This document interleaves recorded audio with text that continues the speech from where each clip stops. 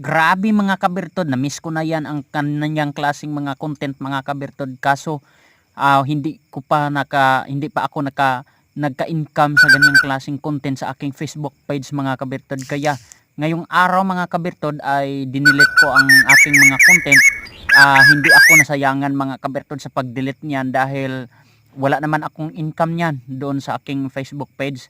Kahit viral yan, kahit million views pa yan, hindi ako nasayangan sa pag-delete niyan. Ang importante, maokihan na yun ang aking Facebook page. Pero sa ngayon mga kabirtod ay sobrang nagpapasalamat po ako dahil okay na po yung aking Facebook page ay kumita na rin po ako sa aking Facebook page. Kaya nag-income na ako. Kaya maraming salamat din sa inyong walang sawang pagsuporta sa aking channel mga kabirtod. Kaya sana ipagpatuloy ninyo pa rin sa pagsuporta ang aking channel. Ayan, maraming salamat sa inyong mga kabirtod. Bye bye, love you all.